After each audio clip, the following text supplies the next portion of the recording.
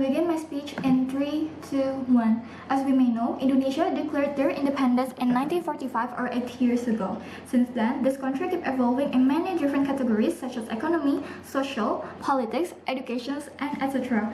But for these motions, as the first speaker of the government team, I would like to dive down into the education category.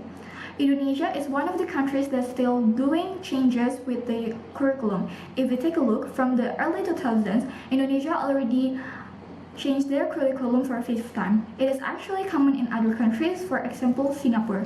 Singapore usually makes a change to their curriculum every 6 years. But if we take a look, there is a big gap between Indonesia and Singapore's education.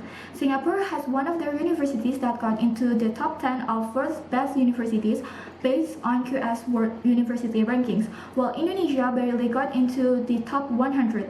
Thus, there must be reasons why there is a big gap between Indonesia and Singapore's education. One big problem: Indonesia doesn't care about teachers' well-being. Tempo reports, in 2025, 74% of honorary teachers in Indonesia got paid less than 2 million rupiah every month. 20.5% of them even only got paid less than 500,000 rupiah. With such a small amount of wages, those teachers have to keep evolving with the Indonesia's curriculum and the programs. For this motion's context, accelerations program. Accelerations programs are programs made for academically smart students and have a potential that makes them feel regular classes don't suit them because their pace of learning are faster than others. Thus, made the country launch the accelerations program as a way to unlock those students' potential. This is quite ironic. The country cares about students' well-being to the point they are willing to make a program to help them with their potentials, to help them with their pace of learning. But they won't bat their eyes even for 1 second for teachers' well-being, the one who made those students smart, the one who gave them new insights. With the small amount of wages, those teachers had to learn how to teach the kids in the acceleration program, synchronize their pace of teaching with students, making it new challenges for them. We, as a government team, agreed to ban or stop the acceleration program. We acknowledge that this program was made to fulfill the students that are seen with more potentials than the others. But there is a big problem on the other side. The problem that should be resolved because it is really important, the teachers' wages.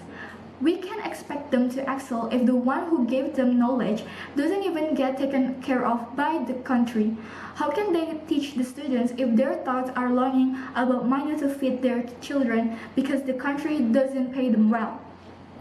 We need to focus on the teachers' well-being first before getting into other problems, because we believe that if the teachers' well-being is taken care of, it will make a big change to Indonesia's education. Back on, as we mentioned before, the acceleration program meant to fulfill and unlock students' potentials. This sentence feels bizarre because we as a government team believe that every student has their own potential. However, Howard Gardner states that there are 9 types of intelligence. What's the indicator for students that can get into the acceleration program? Is it based on how they excel in math, science, or else? If yes, then Indonesia, who made the program, doesn't care about the other types of intelligence as well as the school. This act will make the regular students feel different and think that their needs aren't taken care of by the school because they're not smart enough, when in actual fact, they just got another type of intelligence. Not only that, the feeling of getting ignored by the school will eventually bottle up and explode. But the one who becomes the punching bags are not the teachers nor the school, but the students in acceleration program. We agreed that getting into the acceleration program doesn't make you antisocial, but it's the pressure of other kids that will make a difference. You can still talk to them, but after all, you may feel different from them because of the thing that we mentioned before.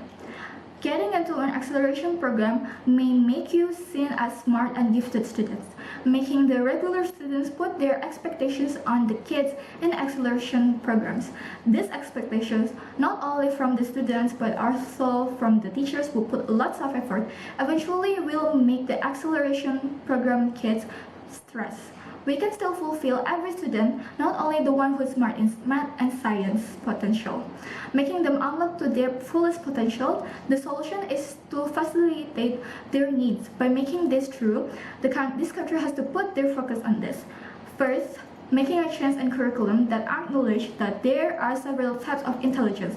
Second, facilitate the students' needs. In a room full of students, not all of them may become an engineer or doctor. Some of them can be an athlete, others can be musicians, and etc. This country can facilitate their needs by funding the school's club, make competitions for them to compete with each other, learn from it, and make friends. But there is a problem that resolving it will make a big difference, that is to pay the teachers well.